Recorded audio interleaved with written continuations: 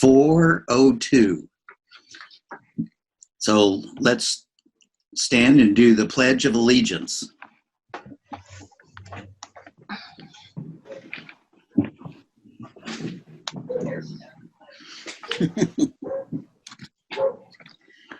I pledge allegiance to the flag of the United States of America, of the United States of America, and to the republic one nation, for which it stands, indivisible, one nation, with liberty under God, and justice for all. indivisible, with liberty and justice for all. Talk about a round robin here. Yeah, we almost had a round going there.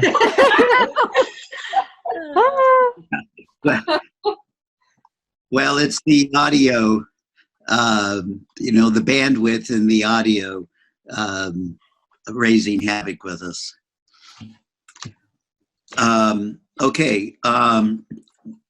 Item 1.2, adopt the agenda. Are we going to adopt the agenda as posted? I have no changes. Or make some. All right. I don't have any either.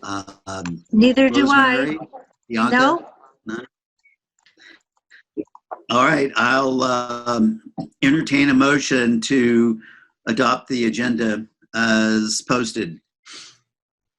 I'll make a motion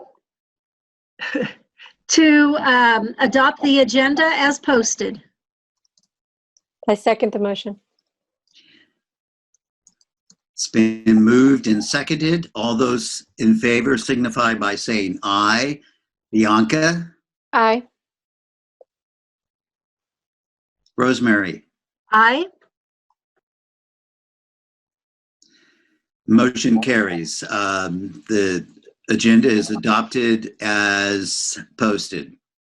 Jerry? Moving on to the consent agenda.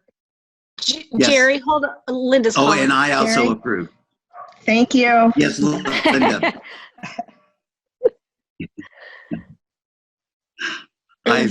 I'll remember.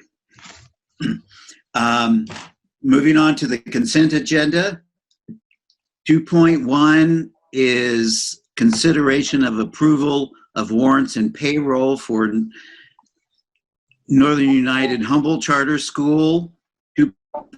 2.2 is consideration of approval of warrants and payroll for Northern United Siskiyou Charter School.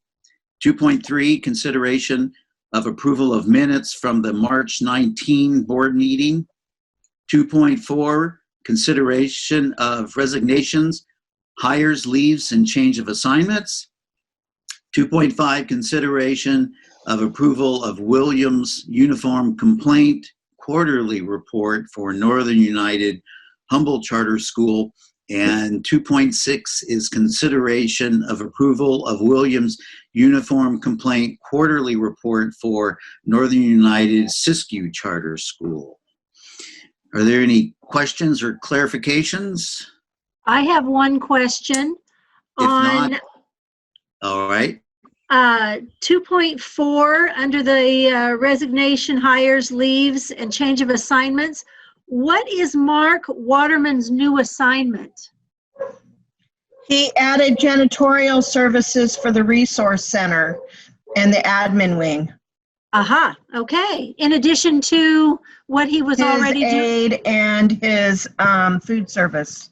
Perfect. Thank you.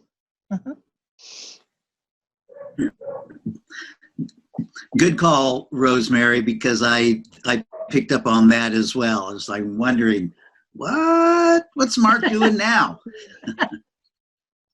And then Okay, I'll. nothing. Never mind. Go ahead. Sorry. Okay, I'll entertain a motion to approve the consent agenda. I'll make a motion to approve the consent agenda as posted. I'll second that. It's been moved and seconded. All those in favor signify by saying aye. Bianca, Aye. Rosemary, Aye. and I also approve. Motion carries. Moving on to item 3, public comments on items not on the agenda. I'll just keep with my tradition. 3.1, comments by the public. Under this item, the public is invited to address the board regarding items that are not on today's agenda. Please keep your comments concise, brief, and limited to 3 minutes. The board is not allowed under the law to take action on matters that are not on the agenda. Should comments from the public pertain to a charge or complaint against an employee of Northern United Humboldt Charter School or Northern United Siskiyou Charter School, the board encourages the speaker to utilize the school's written complaint procedures to pursue the matter. The public will have an opportunity to comment on all agenda items as those are heard today. Item 4, action items to be considered. As we all know, we're in unusual times and circumstances, and so it's just appearing to be not appropriate to deal with action items at this time. So moving on to 5, reports. 5.1, the enrollment and attendance report. Any comment? None? I don't have any. Yeah, it's in the packet. Yeah, it's in the packet.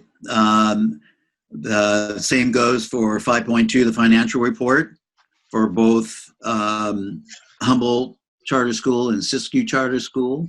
Are there any comments, questions? No. I have none. All right. Okay.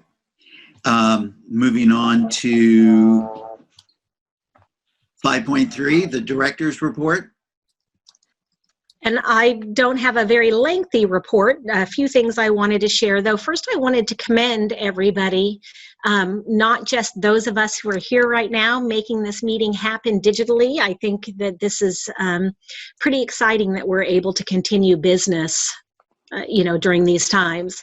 But also, I wanted to commend staff. I have been so impressed with how staff has been able to just pick up and continue on. Teachers are meeting with their students, aides are meeting with students. Things are continuing on at a really impressive rate. And so I just really want to commend everybody on that. The other thing that I wanted to say is this morning, the Advisory Council on Charter Schools, which is a subcommittee of the State Board of Education, met and voted on our funding determinations for both Humboldt and Siskiyou, and both of them were approved for 100% of the funding that we would get. And so both of them were approved. Well, the Humboldt one is approved for 3 years. And the Siskiyou one is approved for 2 years. So you might remember that the Siskiyou one, we had mitigating circumstances. And when you have mitigating circumstances, they only approve you for their policy, their practice. SBE's practice is to just approve 2 years worth at that 100% funding. And then with Humboldt, it's 3 years is what was approved, because the longest that anybody can be approved for is a 5-year term. Well, we were approved for last year and then current year, so that's 2 years. And so the 3 years out now would altogether be that 5-year total. So what that means is we won't have to reapply for that funding determination in Humboldt for 2.5 years, essentially, so that we could get it in place for the next 5-year round. And then for Siskiyou, in like a 1.5 years, we'll have to reapply. And at that time, we'll ask for the 5 years of funding. So anyway, that was very good news. Happy for that to have happened. And then the other thing I wanted to let you guys know about is we filed for our first reimbursement through the National School Lunch Program and School Breakfast Program. You guys remember that I had applied to participate in that, and we received approval to participate in those programs effective January 1st.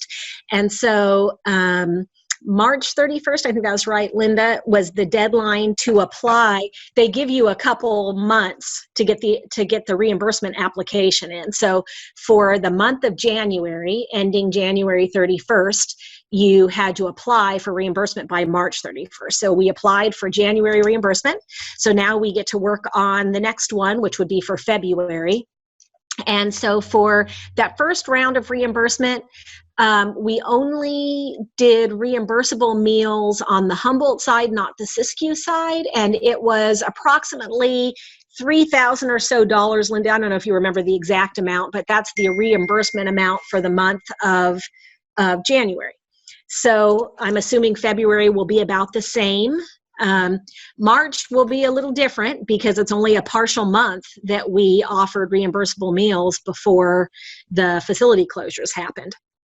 And as you guys are all aware, what we're doing now for meals is the districts in the counties that have the seamless summer lunch program, they're offering meals for all students regardless of what school they're enrolled in. So we have notified all of our families of where they can pick up meals. That's on the Humboldt side. The Siskiyou side, we're still offering meals for anybody who wants one. We've made it known that if anybody needs help with food, that they can get that. And we have been giving food out. And what we're doing, and Kirk, you can correct me if I'm wrong, but I think we're compiling food for a week at a time so that people aren't having to come every day to get a meal, but they can get a week's worth of food at one pickup time. So anyway, that's kind of exciting to start with that. With the reimbursements for the meals, because, originally we had kind of thought that, maybe this year we would just figuring out the program and maybe not ask for reimbursement. But we felt like we were far enough along that we could go ahead and start asking for reimbursement. Linda, I see your hand is up. I know. Are we still being charged for food from Cutton and Arcata now that we're not in school? No. Okay. Nope. They're just doing, reimbursement from whoever picks up meals from them. Both of those, no, Cutton is not part of that summer seamless program. So Cutton kids can get their food from Eureka City Schools, as can our kids. But Arcata is part of that summer program. And so they're getting their reimbursement from that program when a kid comes and picks up a meal. And I think that's it. I think that's really the only updates at this time. Carrie, do you have any info on the Bay Street property? Oh, yeah. Thank you for asking. Because I did want to give a facilities update. Okay, so last meeting, if I'm not mistaken, what happened is, I think just that day, Rebecca and I had a meeting with the church over at Cutton Resource Center, Cutton Learning Center. And after that meeting, walked away feeling that was not an option for us. And so, reached out again to the Faith Center. I sent them a draft lease, which is what they asked to see, a draft lease, and actually did schedule a potential time for you and Jerry to come see the facility. That was the week of the closures. So once the closures happened, I contacted her and said, I'm assuming, that we're not going to come and tour. And she said, yeah, we're not letting anybody in at this point. And so I said, okay, well, at sometime in that time period, it might have even been that same day, maybe the next day, Rebecca could say, the pastor from the place where we currently rent, Cutton Learning Center, approached Rebecca and said, well, I don't know. He said that he was hopeful that we could come to some sort of terms. So in the meantime, I reached out to Young Mini and Core, the City of Eureka, and LACO Engineering, all because I wanted to get the ball rolling on getting the conditional use permit on the Faith Center. So started the process on that. And at the very beginning of the process, LACO and Young Mini and Core for that matter, but really LACO saw right away that us getting a conditional use permit at the Faith Center was going to be very difficult. That it could potentially happen, but it would be a very long process, much longer than normal. And the reason it had to do with, remember how close it was to the bay? Mm-hmm. Whatever zoning that currently is, like a coastal something or other, makes it so they don't allow schools. I bet it's because it's a tsunami area. Could possibly, that be it? Though there are a lot of schools in tsunamis, like Jacoby Creek's in a tsunami area. There are schools in tsunamis. But it's anyway, so I forwarded that information to my person at Young Mini and Core that was helping me on it. And he said that they had success with city councils, because a conditional use permit is given by the city council in this case, because it's within the city boundaries. He said in the past with other city councils, they've had success even when it's been zoned, whatever this zoning is, because charter schools are corporations. And so technically there's a technicality that, maybe would allow them in cases like this. He and LACO, Young Mini and Core and LACO both said, that it is possible to do this, but because of this kind of extra layer of difficulty around this, it would take much longer than would normally take. It would be very expensive, because Young Mini and Core's quote for them doing what they needed to do was about $4,000, and LACO's quote for doing what they needed to do was about the same, and none of that guaranteed that Eureka City Council would approve it. That was just to get us like the paperwork submitted, the plans drawn for the plans that need to happen and all of that, and could take about a year. And they said that and part of the reason why it would take so long in this case is because of these closures that are happening right now. Eureka City Council is meeting like we are right now, and not quick to take on something beyond what would be in their normal everyday running of the city, right. Because of what's happening right now.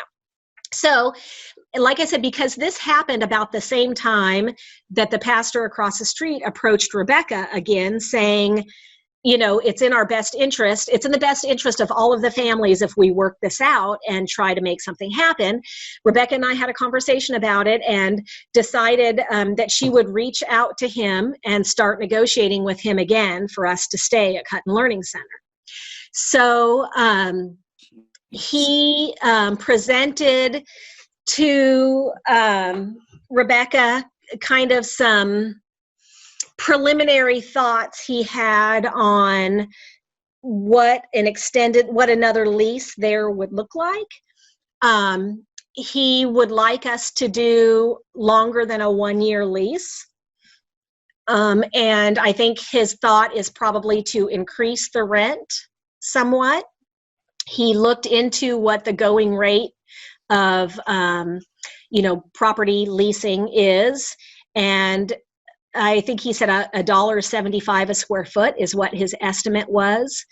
And then he also wanted to enter into a lease that is, I think it was called Triple N, and Rebecca, you can correct me if I'm wrong, and Triple N has to do with that the tenant is responsible for the maintenance of the building. So, like, remember how we had the leaky roof this last time? So that would be something that would be on us. Though in his email to her regarding this, he also proposed, instead of doing $1.75 per square foot, doing $1.75 per square foot plus an additional 25 cents per square foot to cover those maintenance fees. So I wasn't clear on his intention there, because to me it's one or the other. Either we're paying that additional 25 cents and then that covers the maintenance cost. They have to pick up whatever happens after that, or we don't pay that extra 25 cents and we cover the maintenance cost. And so that was kind of the last place we left it, is to ask for clarification on what he meant on that. And Rebecca, I don't think you've gotten clarification on that, have you? No, not at this time. That's Yeah. where we left it. Mhm. Yeah, that's where we are at this point. And that was last week, I guess. It was, yes. So, yeah, okay. So now we're back to potentially continuing to rent there.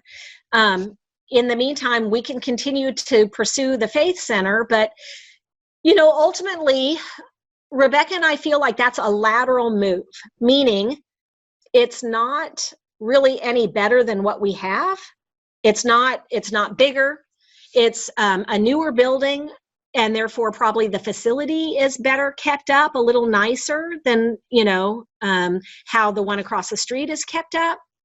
But other things about it are worse than what we have. Like there's no gym, there's no multi-purpose room. You know, so there's some issues with, it's still 2-story. You know, it feels like it could be a lot of money and a lot of effort for something that may ultimately not be a better facility. We may end up, you know, having to find something else beyond that too. So, you know, we'll see what he says, you know, to our trying to get clarity on this. He asked if we would be willing to do longer than a year lease. And he said if we were willing to do a longer lease, that he would be willing to consider reducing the price, which is, you know, understandable. So we'll see what his response is to our last query. But so that's where we are right now with facilities. Still up in the air. So, and in the meantime, no other prospects. Sorry, Jerry, go ahead. So my question is, what about the ADA compliance? Yeah, neither have ADA compliance. So again, that's a wash. But regardless, wherever we stay, we've talked about this before, and it's just something that's out there, and we have to anticipate sooner or later that it's going to catch up to us. Yep. And what are we going to do? Until we can find a facility that's all 1 story, you know, there's not going to be any way around that.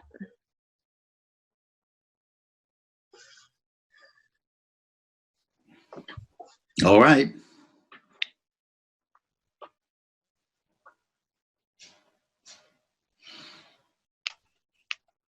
Thank you, Sherry. You're welcome.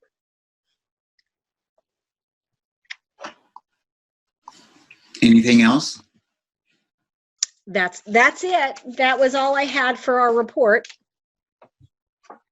Okay.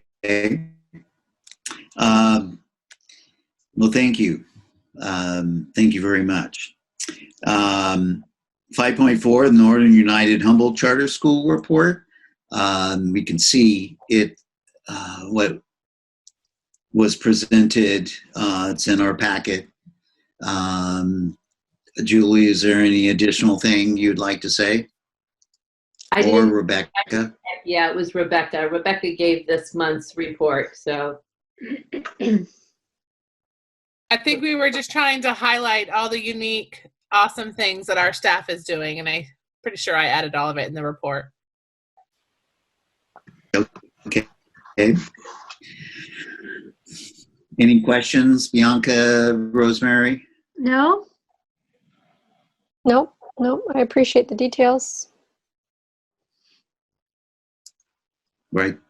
Okay, moving on to 5.5. Siskiyou Charter School report. Once again, it's in our packet. And Kurt, is there anything you'd like to add? No, not really. just other than sort of piggybacking on what Sherry said in terms of being super impressed with the way our staff has rallied and making these online classes happen, as I'm sure they are over there as well. So that's really all I have to add. Good job. And I actually did want to add two other things. One is that I know you guys have asked about before. We're starting conversations about what we're going to do for graduation. And I know both on the Siskiyou side and the Humboldt side. I have a meeting. We have our initial meeting tomorrow. Tomorrow it's Wendy and Lacey and I for the Humboldt side, and we're going to schedule a meeting for all the high school teachers for when we return from spring break to talk about our choices for graduation. We've been brainstorming a variety of options. And then Siskiyou side, I know they've already had meetings. We had our meeting last night.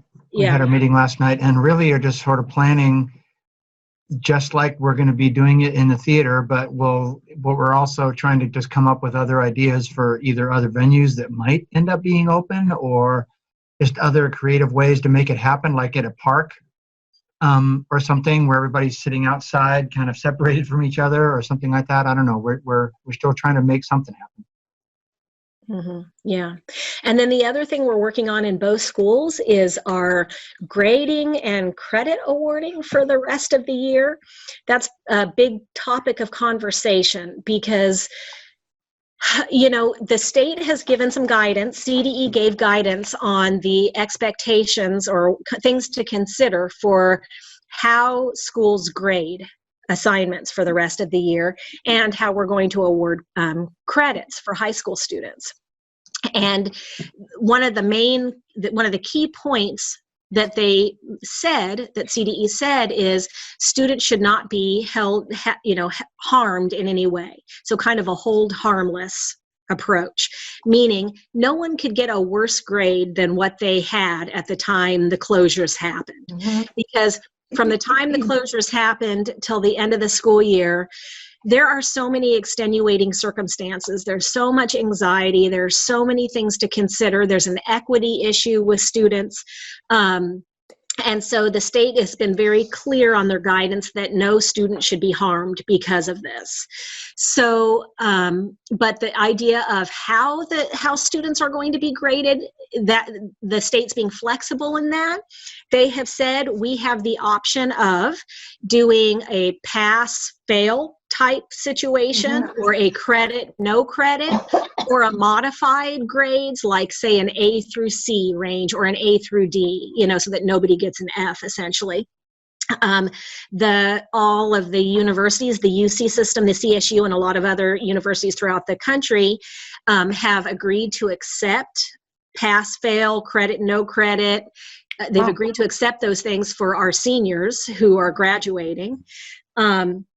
And so because the state came out with this guidance now, that was last week, they came out with the guidance on grading in both schools. We're going to have meetings to kind of come up with a uniformed approach. So on the Siskiyou side, Kirk and Lindsay and Dawn are coming together to kind of create that kind of uniform policy for the Siskiyou school. And then on the Humboldt side, we're getting one rep from every learning center and the admins together to kind of try to create that approach of how we're going to do our grading system. Because what we want to ensure is that all of our high school transcripts from one of our schools look the same regardless of who the teacher is. So in other words, if we're sending, if Julie is sending a transcript, a student that Julie had, their transcript and they're going to HSU should look the same as a student from Marianne Lyons who's going to HSU. They should be the same grading scale.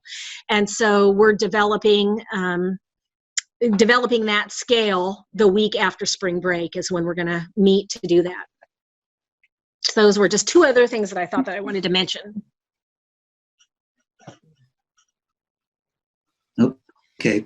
I just wanted to say that for the Siskiyou report, I was, of course, I'm very impressed with both of them as to what our teachers and staff are stepping up and doing for our students. But I found the Siskiyou one just especially interesting because just the way it was laid out, like, a schedule of of what was going to happen when and so on. And it's like, whoa, this is really impressive. So that just adds more weight to Sherry's comment about being, as well as Kurt's and everybody else, as to our staff stepping up and still meeting with students, still basically conducting business as much as possible under these unique circumstances. So great. 5.6, the board report. So let's start with Bianca. I don't really have anything to report. Okay. Yeah. Miss Rosemary? Well, I have nothing specific to report, but I do want to be part of the Sherry, Jerry, and Kirk Club, and I'm sure Bianca does too. It's just great to see in writing everything that is happening in our schools, and it's just kind of a proud moment, a proud parent to be part of that.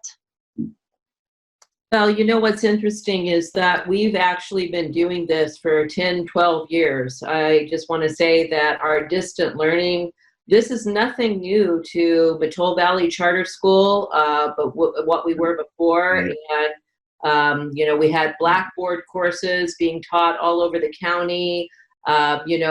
We've been on the cutting edge of this for many, many, many years. And so I'm proud of us just because we are trendsetters. And, when everybody thought that distant learning was something that was, for crazy people, we were doing it. And here we are now, at the top of the game, so to speak. Mm-hmm. And yes, I have been absolutely impressed with our entire school. I mean, the independent study teachers are running, Zoom courses for, for AVID electives.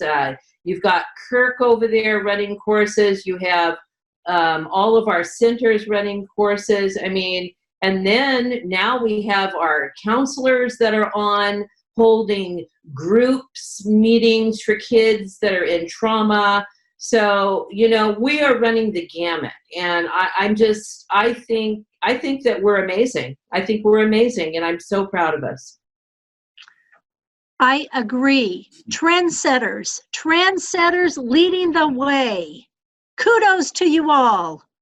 Well, it's funny because I was in a meeting and I don't remember what the meeting was in, what meeting it was. One of you guys, Kirk or Julie or somebody might have been in it too. And one of the HCOE staff, it was a Zoom meeting, one of the staff members of HCOE was talking about the fact, like she was talking about that 1505 and 1507, those bills that passed that were kind of the anti-charter school laws. And you might remember one of them included a piece that was, there's a moratorium on non-classroom based independent study charter schools for 2 years. No new non-classroom based charter school can be approved for 2 years. And she was just kind of giving an update on these laws. And somebody said, how ironic that, that the state decided to put a moratorium on non-classroom based independent study charter schools. And here we are, every school in the state, pretty much every school in the country is having to do what we do, what the state has put a moratorium on for 2 years. Yep. Right. The irony. Yeah. The irony. And as Julie was pointing out, we're way ahead of the game. It's not awkward, cumbersome, per se for us, whereas other schools, not so easily done. It's not that they can't step up because they have the wherewithal and the technology, but we've been doing it for a long time. And the only thing that's absent are field trips, obviously, and all that social gathering and interaction pieces. But besides that, learning is still happening. So that's great. I've watched my husband. So for the board, never mind. Sorry. I was just going to say I watched my husband having to his school going 0 to 100 very quickly because they weren't used to this, and it's been very hard for them. Right. Yeah, and he's one of countless others, not only around our state of California, but throughout the country. So, so with the board report, what I'd like us to, I'd like to bring up is we should come to a decision about the candidates for our vacancies. Sherry and I have spoken about this, and I'll just say right out what I had indicated to her. For better or worse, wrong or right, I'm old school, and my preference is when we conduct the interviews that we do it in person, not all separate Zoom locations, because there's just something that while their Zoom meetings are effective, they still can't replicate an in-person interview, interaction, answering a question, looking at the body language, and all the other little nuances. So my suggestion is, and as much as we've teetered with just 3 of us, but I would like to point out that when something has come up, we've all been flexible enough to change our schedules, to change the date of a regular scheduled meeting to accommodate one of our involvements, commitments, last minute thing that came up, so that we were always able to have a quorum. Considering everything is an unknown, I mean, it's definitely until the 1st of May, and we can take our direction from our governor first as to when there's going to be a resumption of somewhat normal activity, then we can consider it. But I'm just saying we just let the candidates know that due to the unusual set of circumstances we're faced with, that we're going to hold off on conducting the interviews. So that's my feeling on that.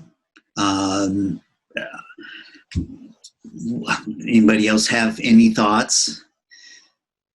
Bianca, I'm okay with Rosemary, waiting until we can actually be face to face in the same room. You've brought up very good points.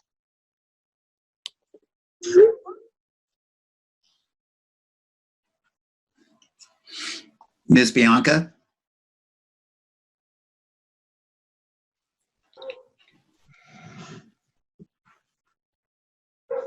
Did we lose Bianca? No, she's I right. can hear you now. Oh, Okay. Thoughts? I'm having a hard time hearing you, which gives credit to your point.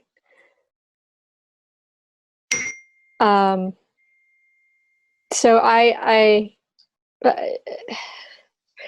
It's weird. It's hard to say. I agree with you, I guess, at the end of the day, that it's more effective as far as body language goes, and even, continuity in conversation, and having in-person interviews versus digital.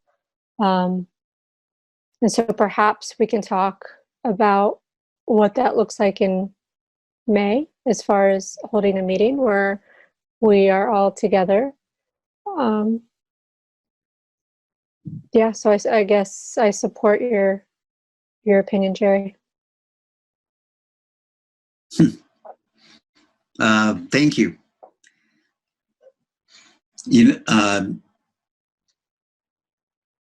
If you recall, going back a year, June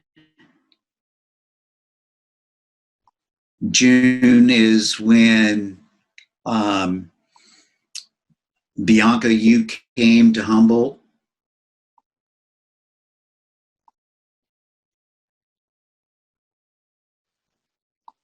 And that puts all three of us together. And, that's something that we could consider. That would be an ideal time to conduct the interviews. So anyway, just give it some thought. If you have any further thoughts, you can individually email me. And the other thing that you would have just received some emails from Sherry. Mm-hmm. It's the beginning of another cycle of director's evaluation and contract. And so I encourage you to read over the emails and then respond to me individually with your thoughts. I will say that my plan would be to use the same evaluation instrument that was designed for last year. And so you can go back and review, if you kept a copy of your evaluation, your responses, then you can see the format. And that way, we can establish some continuity and consistency. So, and beyond that, during these unusual times, it's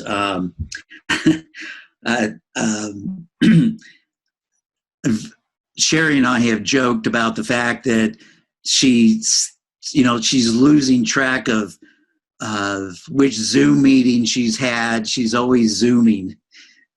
She's always involved in some Zoom meeting, from small to, quite large, dealing with very important matters. I mean, lots of things just don't stop because we can't all get together and meet as usual. So, but this too will pass. So, Jerry, so that's that. So, yes. Sorry, something Go that ahead. I forgot to ask too is if anybody has any questions about the report on the annual goals as well. You remember I shared that with you earlier in the week. It was like the PowerPoint with the slides on the data regarding the goals. And so I didn't even give you guys an opportunity to ask if you had any questions on that. And if you wanted to, I could share my screen and have that up and, go through it slide by slide if you'd like, or if you have any questions, you can feel free to ask. I just have a comment that it's apparent on both sides that math is a little bugaboo for our students. Yes, it is. Well, it's apparent in the entire state that math is the area of concern. But it was very easy to follow. Okay, good, good.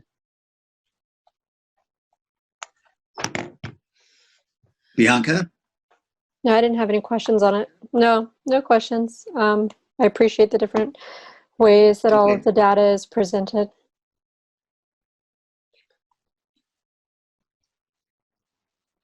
Okay, good. Well, moving on to 6 discussion items, I guess I've already broached the 2 major ones in my comments. And Sherry, do you want to add anything else under discussion? No, I just would add to what you were talking about with the board member, waiting until we could do the interviews in person. And, I think on one hand, you make a very good point about it's hard to read body language and all of those kinds of things. That's absolutely true. Definitely easier to do in person. And you have to kind of weigh that, I think, with the fact that waiting could potentially make us lose our candidates. That happened before. These 2 seem interested and definitely have jumped through the hoops that we've placed in front of them so far. So I don't have any reason to believe that change their mind.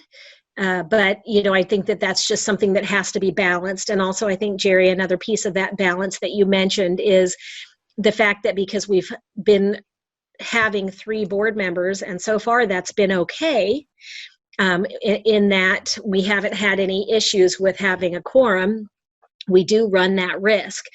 But, as the longer we go, but like Jerry, you mentioned, the flexibility of everybody has made it so we've been able to move meetings and things if we needed to, and potentially that could continue to happen. But those are the things that have to be weighed with waiting to do an interview in person versus doing it, sooner. And that was the only thing that I wanted to add there. And one more thing, I guess. There is one more thing I wanted to add. The idea of, and I think we talked about this a little bit last month, the idea of, do we want to fill both our vacancies with Humboldt people? And you remember we put a little clause in the bylaws about that would be your prerogative, if we went on for an extended period of time without being able to have 3 Humboldt, 2 Siskiyou, being able to make that call. And so, are we at that point? Do we want to fill both vacancies with the 2 candidates that are from Humboldt? So that would be another consideration, I think, of something to be decided by the board. Absolutely. And it just goes back to, how in the world did, although there's only 3 of us remaining out of the original 5, but the original 5, from their backgrounds, their commitment, expertise, and contributions, it's like, was it divine providence that brought us all together? It's been a unique group, and now we've become like a family. And so we had the foresight of making a provision in the event that we'd have this very difficult time of trying to fill not just 1 vacancy, but 2. And so, that's something that we could consider. Although, I would say then that might ramp up, because that's a very real possibility. So maybe that'll put pressure to ramp up the pressure on Bianca and Kurt to find a Siskiyou candidate to step forward and fill Brianna's position, so that we at least have some balance. Although I'm fine with still just having Miss Bianca. So.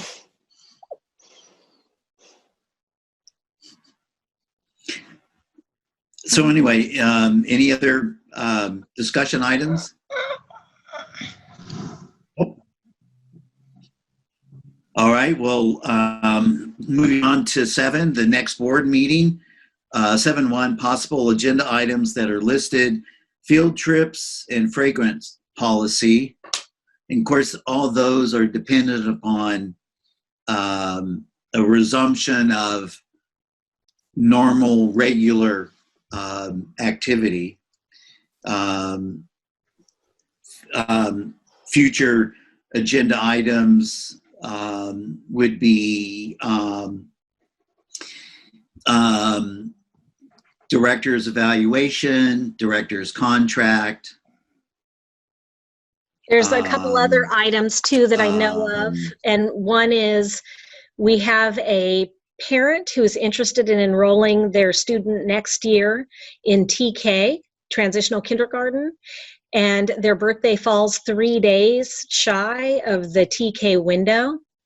And so they're going to be doing an appeal to the board to have early enrollment. So that'll be a presentation to you at the next meeting. And then also there will be a resolution regarding school closure at the next meeting. All right. Is the family from Humboldt or Siskiyou? Humboldt.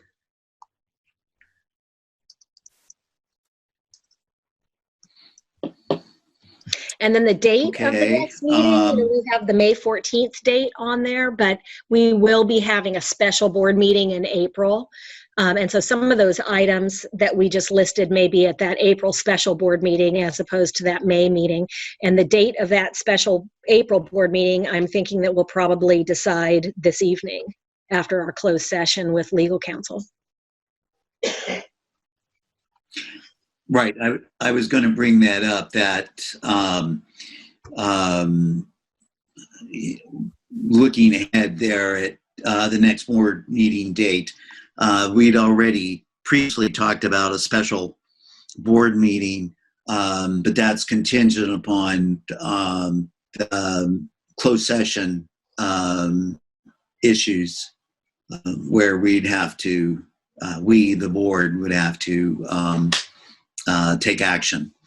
And we could take advantage of that meeting to deal with some issues that are pending. So, any other comments? No? Nope, I'm good. Well, okay. So at this time, I'm going to close the open session, and it is 4:55, Linda. And in the closed session, we are going to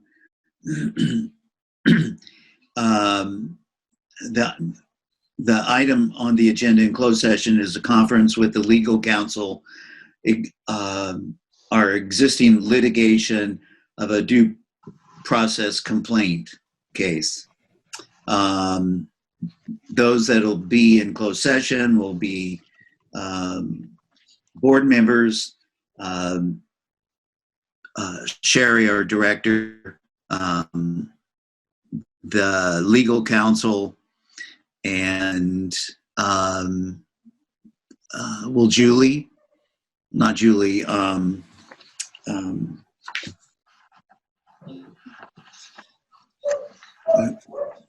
Sherry, who else will be in there? No.